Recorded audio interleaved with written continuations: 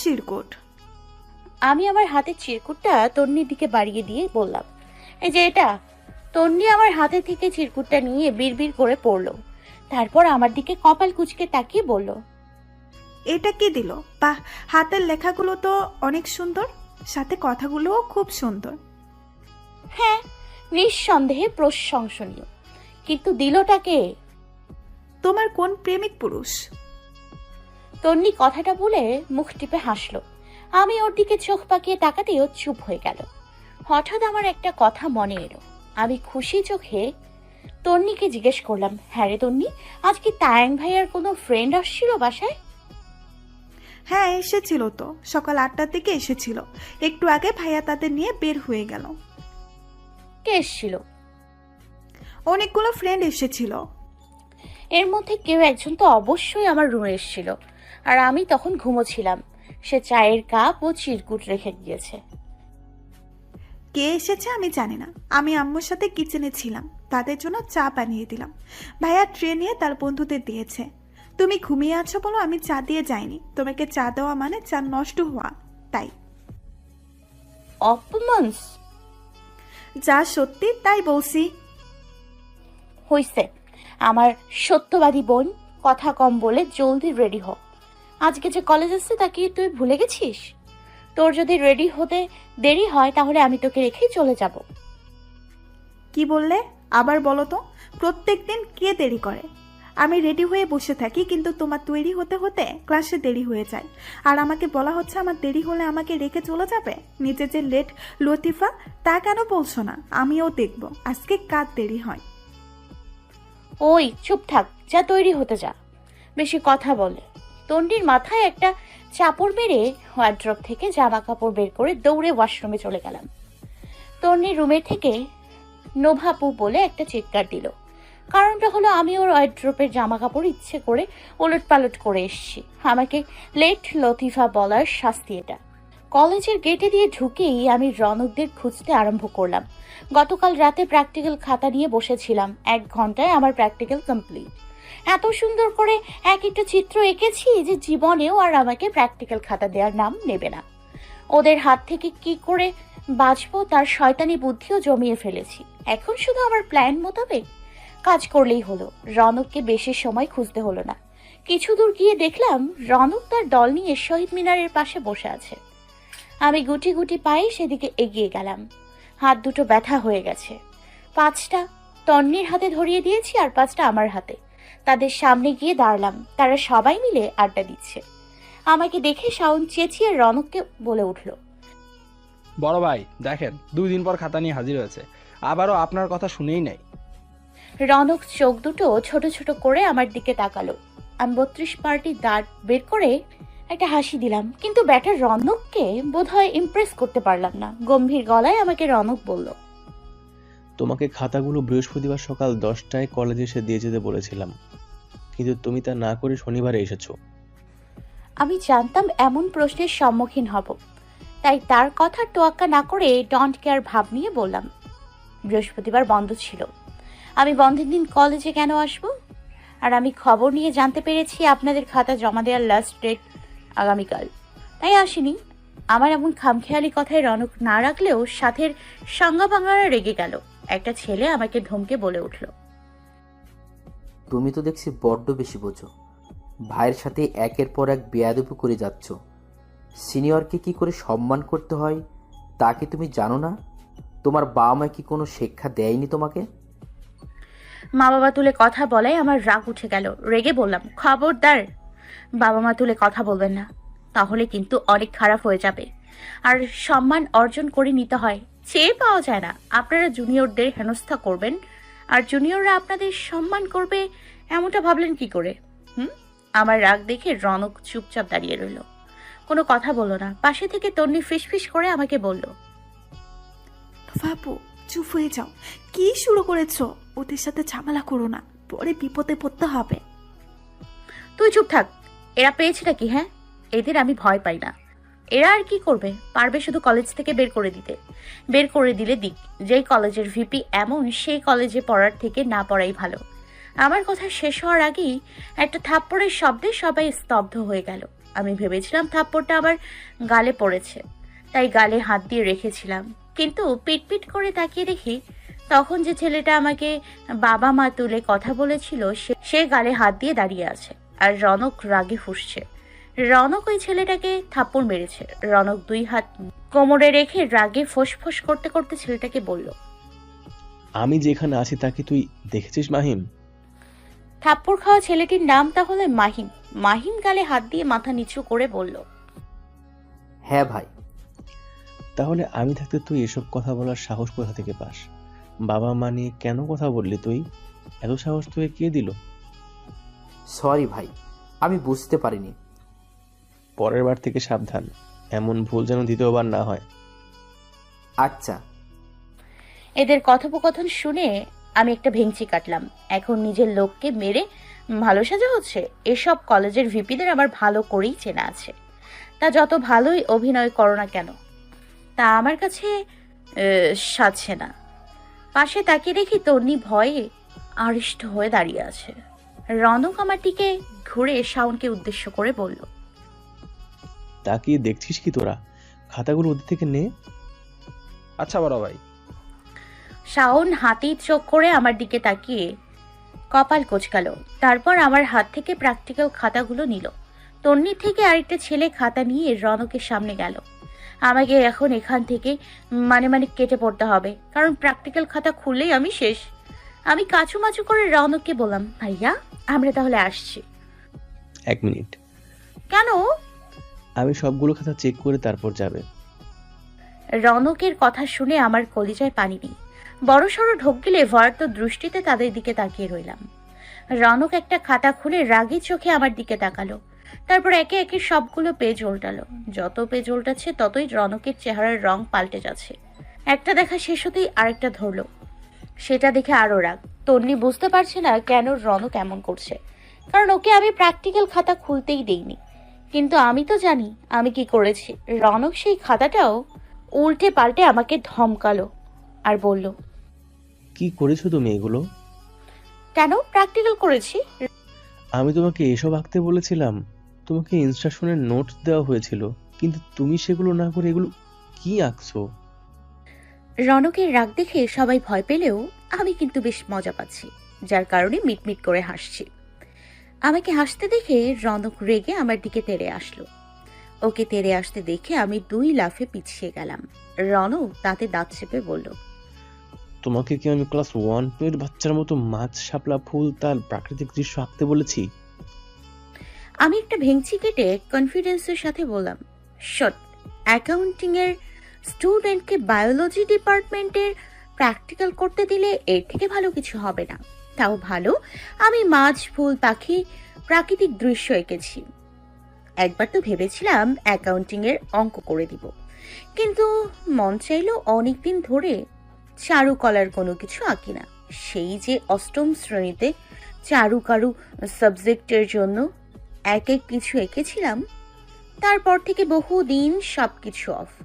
তাই আমি ভাবলাম আপনাদের প্র্যাকটিক্যাল খাতার সদ্ব্যবহার করি। আমার উত্তর শুনে সবাই বিস্মিত চোখে আমার দিকে তাকিয়ে আছে।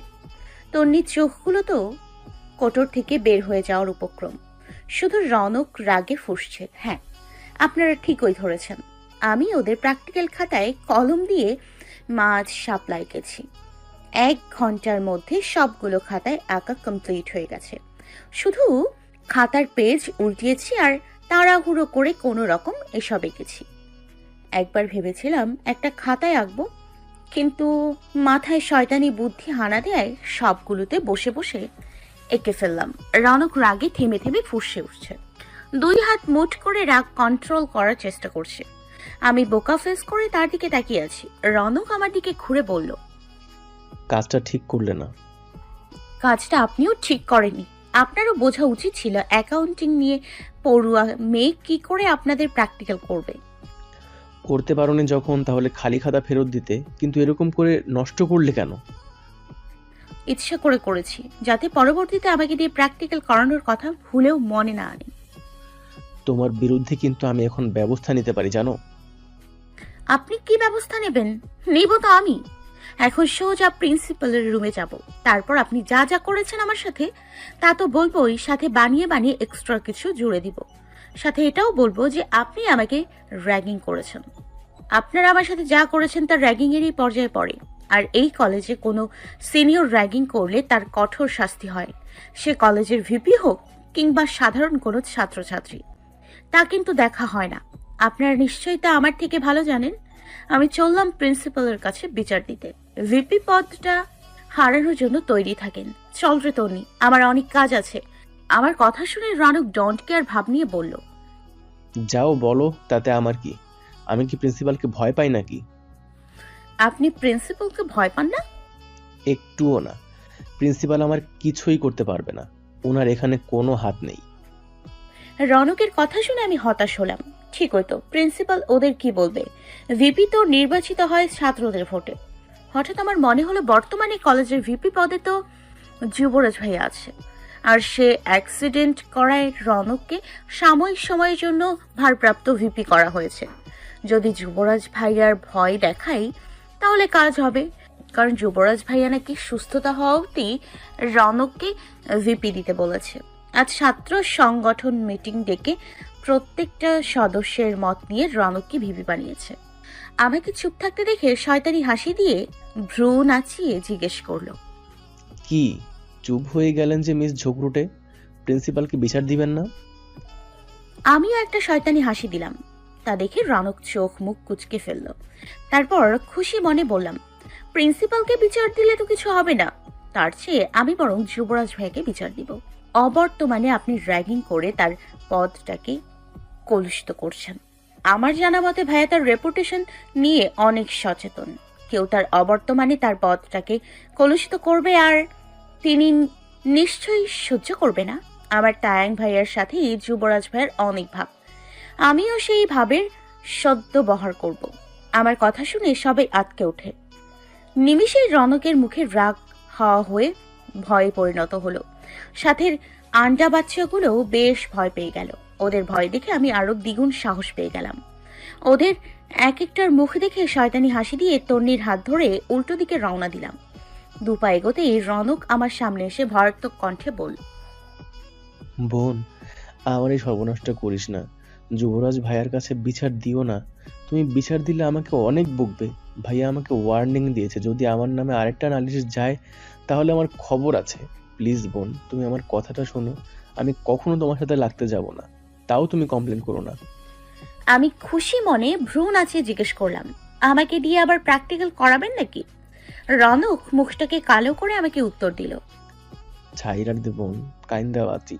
আরেকবার তো দূরে থাক, জীবনে প্র্যাকটিক্যাল খাতা নিয়ে তোমার সামনেও আসবো না। তন্নি আমাকে খোঁচা দিয়ে বলল, এত করে যখন বলছে বিচার দিও না নুফা আপু। আমি তন্নির দিকে রাগী গলায় বললাম, এই তোর এত জলে কেন রে? আমার চলবে কেন? আমি তো এমনি বলছিলাম। তাহলে চুপ করে দাঁড়িয়ে থাক। এমন করো কেন? আবার কথা বলিস? তন্নির দিকে একটা ক্রূর দৃষ্টি নিক্ষেপ করে রনকের দিকে তাকিয়ে এক গালে শয়তানি হাসি দিয়ে বললাম, এত করে যখন বলছেন তাহলে তো বিচারটা না দিলেই ভালো হয়। আচ্ছা, আপনি যখন আপনার ভুল বুঝতে পেরেছেন তাহলে আমি আর বিচার দিব না। তবে এর বিনিময়ে আমাকেও কিছু টাকা দিতে হবে। আমার টাকা লাগতো না, কিন্তু এত কষ্ট করে প্র্যাকটিক্যাল খাতা কমপ্লিট করে দিলাম, তাই তার পারিশ্রমিক দিলেই হবে। রনক ব্যস্ত ভঙ্গিতে পকেট থেকে মানিব্যাগ বের করে ভেতরটা খুলতে খুলতে বলল, কত লাগবে তোমার? 500 দিলে চলবে? 500 দিতে কাজ হবে না, 1000 লাগবে। রনক চমকে কিছুটা জোরে চেঁচিয়ে বলল, 1000?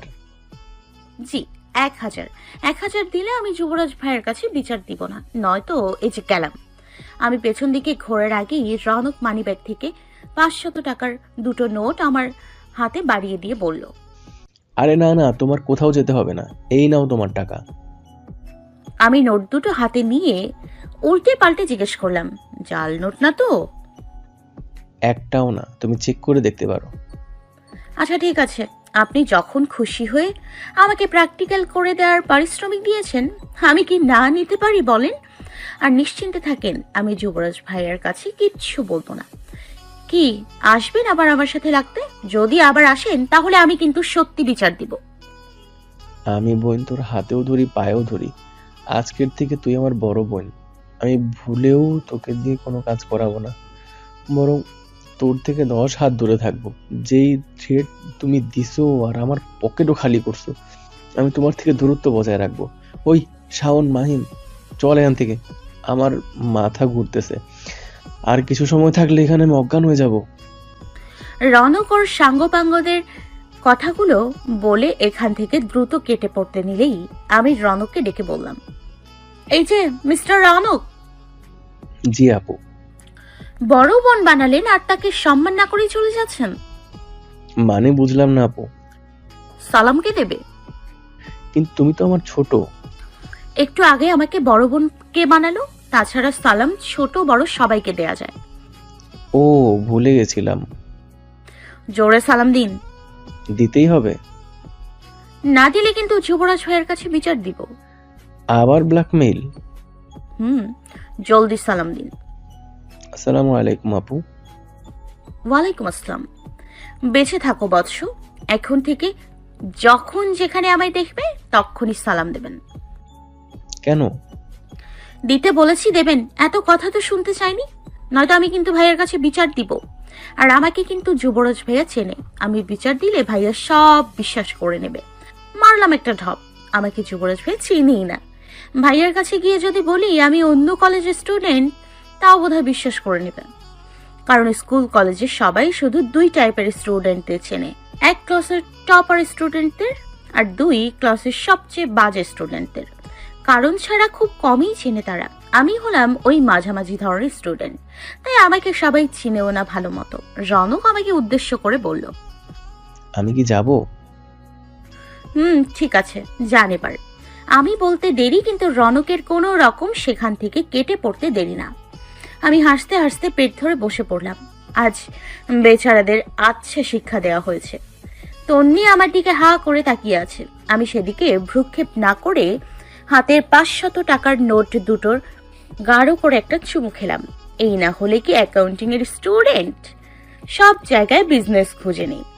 এত কিছু হয়ে ভালোই হয়েছে, মাঝ থেকে আমার 1000 টাকা লাভ হলো। অ্যাকাউন্টিং এর স্টুডেন্ট বলে কথা। লাভ লোকসানের হিসেব যদি না করি তাহলে কিরকম অ্যাকাউন্টিং এর স্টুডেন্ট হলাম। একটি হারানো বিজ্ঞপ্তি। আমার সহজ সরল মনটা কোথায় জানি হারিয়ে গেছে। মনটার রং ছিল সাদা, মনে ছিল সীমাহীন ভালোবাসা। যদি কোনো সদয়বান আমার মনটা পেয়ে থাকেন, তাহলে অনুগ্রহপূর্বক আমার সাথে যোগাযোগ করুন। সদর দরজা দিয়ে ঢুকে মাইকের মতো চেঁচিয়ে বিজ্ঞপ্তি দিতে দিতে আসছিলাম। ছাদ থেকে মাত্রই ফিরছি। খালামণি আস্ত ধনিয়া রোদে দিয়ে আসতে বলেছে, তাই ছাদে গিয়েছিলাম। ভেতরে ঢুকতেই চোখ ছানা বড়া। তায়াং ভাইয়া আর তার 2 বন্ধু সোফায় বসে আমার দিকে অবাক চোখে তাকিয়ে আছে। তারা দুজন হলো ইমরান হাশমি ভাইয়া আর এনজিও সংস্থা। ভাইয়ার বন্ধুদের আসার নির্দিষ্ট একটা সময় আছে, হয় সকাল 8টার দিকে আসবে, নয়তো দুপুরে খাবার আগে কিংবা পরে। তবে এনাজের জন্য কোনো সময় বাধা নেই, সে যখন খুশি তখন আসতে পারবে। তায়াং ভাইয়ার জানে জিগার দোস্ত বলে কথা। আমি তাদের দেখে বেশ লজ্জায় পড়ে গেলাম। ইস, কি না কি ভাবছে তারা। হাতে থাকা বড় প্লাস্টিকের থালাটা দিয়ে মুখ ঢেকে ফেললাম। দ্রুত তাদের পাশ কাটিয়ে যেতে নিলেই তায়াং ভাইয়া গম্ভীর গলায় বলল, তোর মন আবার কোথায় হারিয়ে গেল? কেউ কি চুরি করে নিয়েছে নাকি? যদি কেউ চুরি করেও, তাহলে সে শয়তানি বুদ্ধি ছাড়া আর কিছু পাবে না। তা চোরটাকে? আমি থালা সরিয়ে শুধু চোখ দুটো বের করলাম। তারপর রাগী চোখে তায়াং ভাইয়ার দিকে তাকিয়ে বললাম, এমনি বলছিলাম, আমার মন কোথাও হারায়নি। আর এই নোভার মন চুরি করা এত সহজও নয়। এনাজ মুচকি হেসে তায়াং ভাইকে উদ্দেশ্য করে বলল,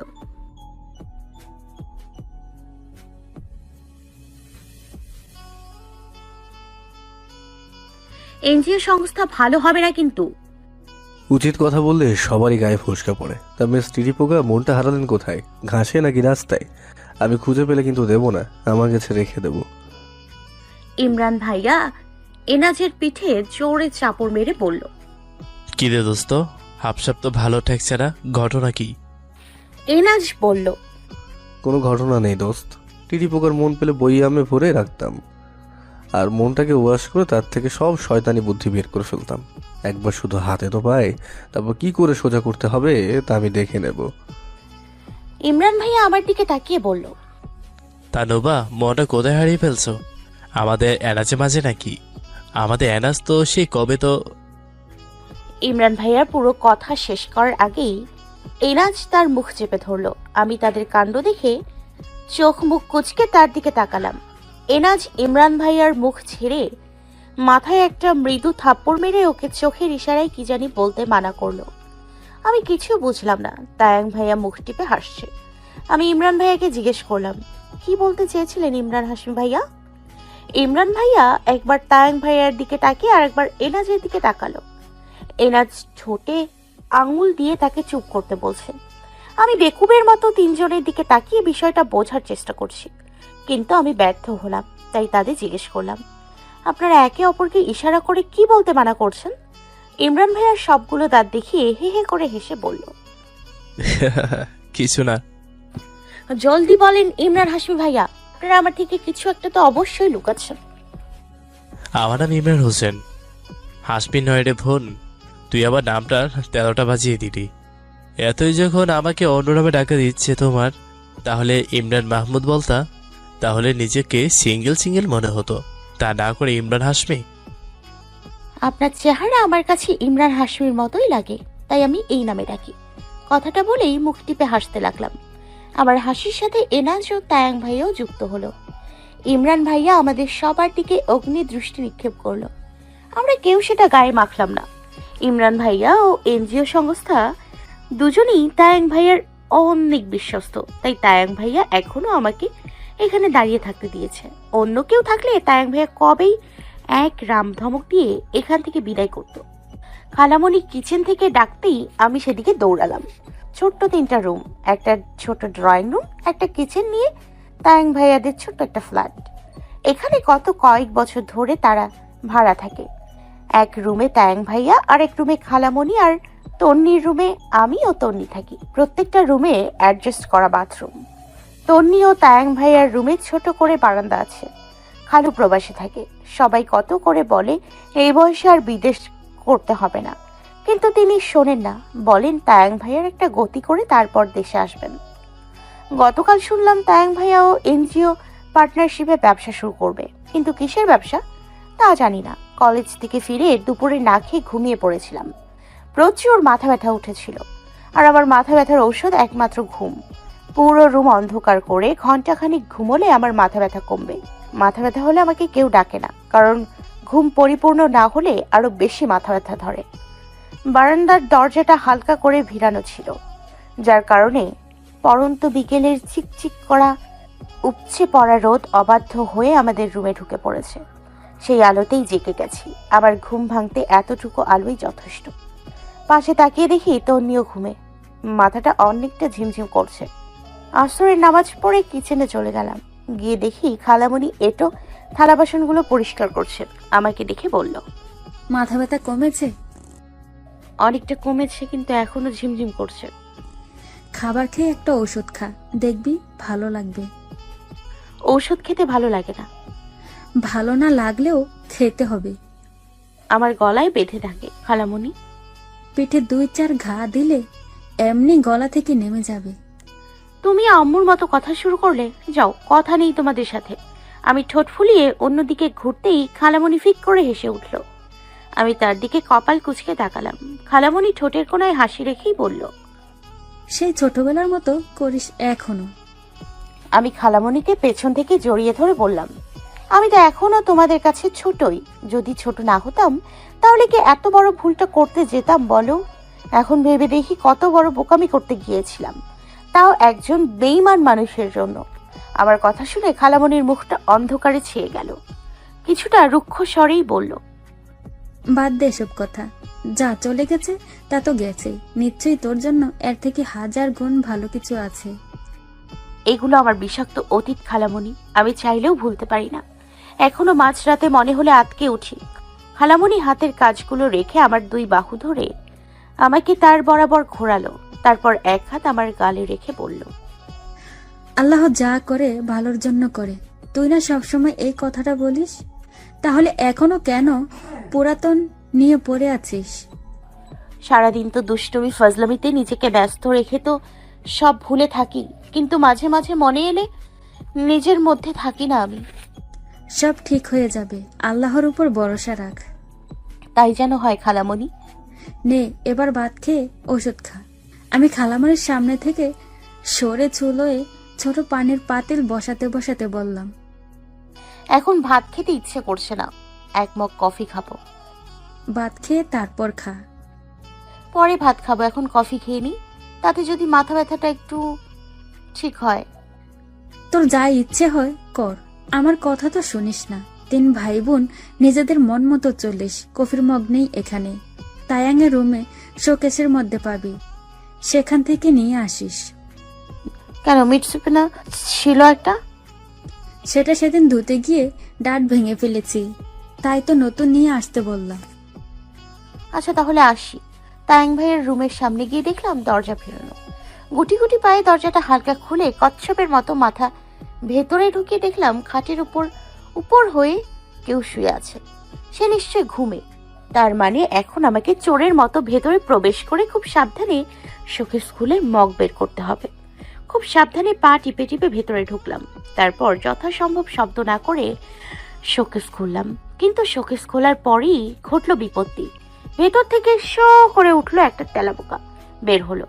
সেটা গিয়ে উড়ে বসলো উপর হয়ে শুয়ে থাকা মানুষটার পিঠের উপর। এটাকে এখন না মারলে তো কাঁথা বালিশ কিংবা জামা কাপড় কেটে ফেলবে। তাই আমি পা টিপে টিপে তার দিকে এগিয়ে গেলাম। মানুষটা তায়াং ভাইয়া নয়, গালের চাপদারি দেখে বুঝলাম এনজিও সংস্থা। পাশ থেকে বালিশটা নিয়ে ধরাম করে তার পিঠের উপর যেখানে তেলাপোকা বসেছে সেখানে দিলাম একবারই। বেচারা আহ শব্দ করে ধরফর করে উঠে বসতে নিলে আমি তাকে থামিয়ে দিলাম। প্লিজ প্লিজ প্লিজ উঠবেন না, একটা তেলাপোকা। বেচারা আর উঠলো না। আমি ততক্ষণে বালিশ ছেড়ে তেলাপোকা খোঁজার মিশনে নেমেছি। তেলাপোকাটাকে খুঁজে পাচ্ছি না, তাই এদিক সেদিক খুঁজে এনাজের পাশে গিয়ে এক হাতে ওর টি শার্ট তুললাম। আমি আসলে দেখতে গিয়েছিলাম তার শরীরের ভেতরে তেলাপোকাটা ঢুকেছে কিনা। এনাজ চোখ মুখে বিস্ময় নিয়ে আবারও পেছনে ঘাড় ঘুরিয়ে আমার দিকে তাকালো। তেলাপোকার পায়ের মতো কিছু একটা দেখতেই আমি টি শার্ট ছেড়ে আবার বালিশ নিয়ে একের পর এক এনাজের পিঠে বাড়ি দিতে লাগলাম। এনাজ চেঁচিয়ে বলল, টিড়ি পোকা কি করছো? আমার লাগছে তো। আউচ! এ মা গো! তার কথায় আমার হুঁশ ফিরল। আসলে যে বালিশটা দিয়ে এতক্ষণ একের পর এক বাড়ি মারছিলাম সেটা অনেক শক্ত। এটা দিয়ে ব্যথা পাওয়াটা স্বাভাবিক। আমি বাড়ি থামিয়ে এক হাত মুখে দিয়ে বিস্মিত চোখে এনাজের দিকে তাকালাম। এনাজ পিঠে হাত দিয়ে বলল, আহা, আমার পিঠ! আটার ডো পেয়েছো নাকি? এত জোরে কেউ বাড়ি দেয়? এদিক সেদিক তাকিয়ে দেখলাম তেলাপোকা নিচের ফ্লোরে ঘাপটি মেরে বসে আছে। আর এতক্ষণ আমি শুধু শুধু বেচারের উপর বালিশ অভিযান চালিয়েছি। বালিশটাকে ছুঁড়ে ফেলে সেখান থেকে পলাতক আসামি হলাম। এখানে আর আমি নেই বাবা। পরের দিন সকাল থেকে আকাশটা আজ ঘন আধারে ঢেকে আছে। মনে হচ্ছে এই বুঝি ঝুপঝাপ করে বৃষ্টি নেমে গেল। তন্নি আজ কলেজে আসেনি। ওর সকালে একটু মাথা ধরেছিল, সেই ছুতোয় সে আজ কলেজ ফাঁকি দিয়েছে। আমিও দিতে পারতাম, কিন্তু মন সায় দিল না। সামনে এক্সাম, তাই একটু পড়াশোনা নিয়ে সিরিয়াস হয়েছি। কলেজ ছুটি হয়েছে আরো মিনিট 10 ধরে। হেঁটে গেট পার হতেই শুরু হলো ঝুম বৃষ্টি। বৃষ্টির তোড়জোড়ে পাশের এক দোকানের ছাউনির নিচে দাঁড়ালাম। আকাশের অবস্থা দেখেও ছাতা আনিনি। ছাতা আনতে আমার ভীষণ বিরক্ত লাগে। বৃষ্টি না হলে ছাতার বোঝা বইতে হয়, তাই আমার কাছে ছাতা নামক বস্তুটা অসহ্যকর। আশেপাশের দোকানগুলো বন্ধ। এই বৃষ্টিতে রিক্সা তো জীবনেও পাওয়া যাবে না, তাই বোর হয়ে বৃষ্টি থামার অপেক্ষা করতে লাগলাম। কেন এত হারাবার ভয়, কেন এত সংশয়, ভালোবেসে তোকে দূরে হারাবো, সে তো হবার নয়। কেন এত হারাবার ভয়, কেন মনে সংশয়, ভালোবেসে তোকে দূরে হারাবো, সে তো হবার নয়। শুধু তোরে প্রাণ ভরে বাসবো শুধু তোরে ভালোবেসে এই বুকে জড়াবো শুধু তোরে প্রাণ ভরে ভালোবাসবো শুধু তোরে ভালোবেসে এই বুকে জড়াবো লা লা লা লা লা লা লা লা